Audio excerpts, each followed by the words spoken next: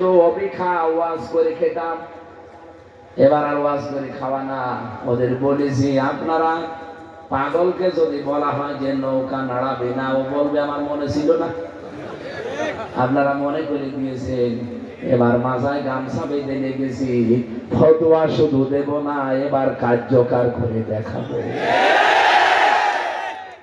আপনারা দেখতে চান না? কথার অর্থ যারা বুঝেছেন হাত তোলেন তো। হ্যাঁ, আমরা হাত তুলবেন, আমি কিন্তু জিজ্ঞাসা করবেন। অত সহজ না।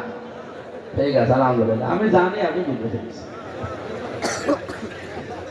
সুতরাং যারা এই মনে করে আসেন না যে উনি রাজনীতি করবে, আরে ভাই রাজনীতি আমি করব, কিন্তু আপনার ওই বস্তা পচা রাজনীতি না।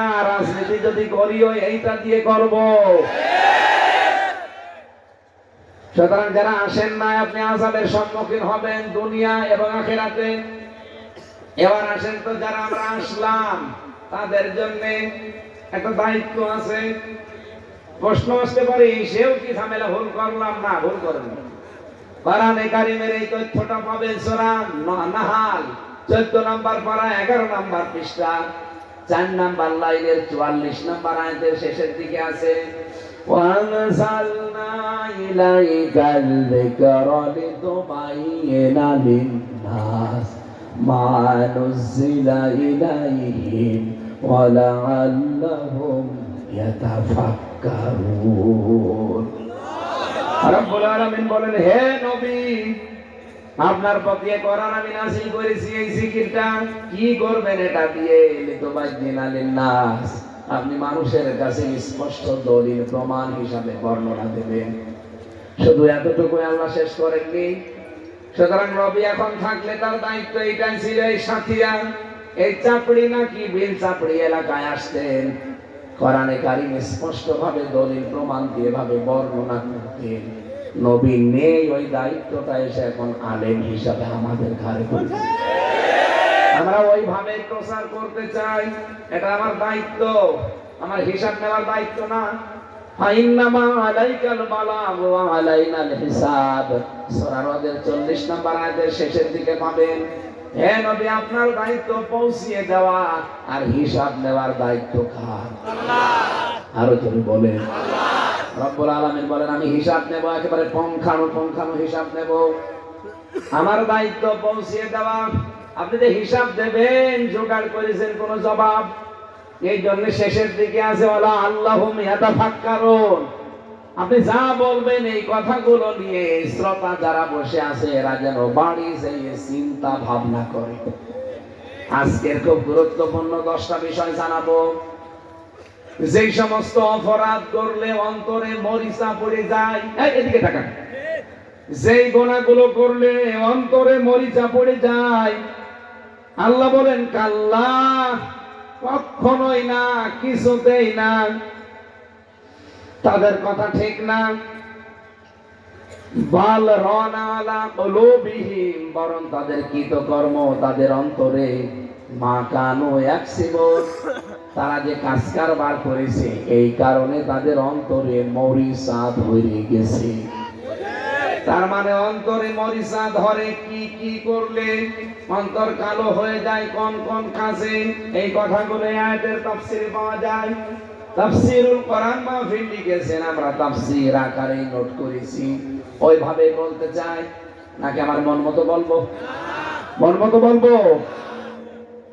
এই আয়াতের তাফসীরে একটা হাদিস পাচ্ছিলাম, তাফসীরে ফি জিলালিল কোরআনে সৈয়দ কুতুব রাহমাতুল্লাহ আলাইহির লিখিত তাফসীরে আবু হুরায়রা থেকে বর্ণিত, নবীজি বলেন, ইন্নাল আবদা ইদা আযনাবা যামবান, বিশ্ব নবী বলেন, যখন কোন বান্দা একটা অন্যায় করে, গুনাহ করে, পাপ করে, কানাত নকতাতুন সাউদাহু ফি কলবিহি, ওই মানুষের অন্তরের ভেতরে একটা কালিমার দাগ পড়ে যায়। মানুষের অন্তর যেহেতু আয়নার মতো, মানুষ অন্যায় করলেই কালিমার দাগ পড়ে যায়।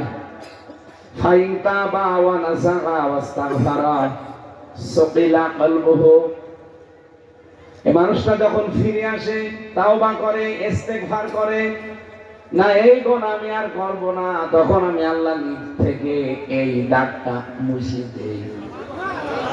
মুছে দেয় আমির হামজা কে? আল্লাহ বলেন আমি নিজে দায়িত্ব নিয়ে মুছে দেই। ওয়াইন যাদা তাহাত্তা তাগলিবা আলা কলবিহি ফাযালিকা আর-রা'নুল লাযী যাকারাল্লাহু আযজা ওয়া জাল্লা ফি কিতাবিহি। তো মানুষ যখন পুনরায় ওটা আবার করে, কিন্তু ফিরে আর আসে না, আবার করে ফিরে আসে না, আবার করে, তখন এই অন্তরের ভেতরে কালি পড়তে পড়তে মরিচা ধরে যায়, পোড়াটা একেবারে অন্ধকার হয়ে যায়। তখন ওর কাছে আর ভালো কাজ ভালো লাগে না, খারাপ কাজও খারাপ মনে হয় না, সব সমান মনে হয়। এইরকম মানুষ বাংলাদেশে নেই। কাদের এরকম অবস্থা হয়? 10 শ্রেণীর নাম আমি তাফসীরে পেয়েছি। এবার আমি যা পড়েছি ওইগুলো যেহেতু নোট করা, আমি বানিয়ে বলতে পারছি না, আপনি মিলাবেন আপনার ভেতরে আছে কিনা। 1 নম্বরে যারা ওজনে কম বেশি করে, এদের অন্তরে আল্লাহ মরিচা ফিরে দেয়। এদেশে ওজনে কম বেশি আছে না নেই? ওজনে কম বেশি কারে বলে? আমরা বাংলাদেশে অনেকেই মনে করি এটা মাত্র যারা দোকানদারি করে তাদের জন্য, না। ওয়াইলুল লিল মুতাফফিফিনা আল্লাযীনা ইযা তালু আলান নাসি ইস্তাওফুন। রব্বুল আলামিন বলেন, আক্ষেপ ওদের জন্য আমার আফসোস লাগে যারা মুতাফফিফিন। মুতাফফিফিন কারে বলে? যারা নেওয়ার সময় ওজনে বেশি করে নেয় আর দেওয়ার সময় মানুষকে কম দেয়, এই মানুষগুলো আল্লাহর ভাষায় মুতাফফিফিন বলেন। নাউযুবিল্লাহ। এখানে ওজনের যে সিস্টেমটা আমি তাফসীরে পেয়েছি, পৃথিবীর প্রতিটা মানুষ ওজন করে। এই যে আমিও কিন্তু ওজন করছি। আমি যা পেয়েছিলাম লেখাপড়া করে, ওগুলো যদি দেওয়ার সময় ডেলিভারি ঠিক মতো দিতে না পারি, আমার জন্য আফসোস আক্ষেপ। আপনি 1 থেকে মাস্টার্স পর্যন্ত যারা পড়ায় শিক্ষক, তারা কিন্তু শিক্ষকতা শিক্ষিকা যারা, এরা অনেক কিছু জ্ঞান অর্জন করে ওই জায়গায় বসে। যা কিছু তারা অর্জন করেছে, পেয়েছে, নিয়েছে, এটা দেওয়ার সময় আর ঠিক মতো ছাত্র ছাত্রীদেরকে দিতে চায় না।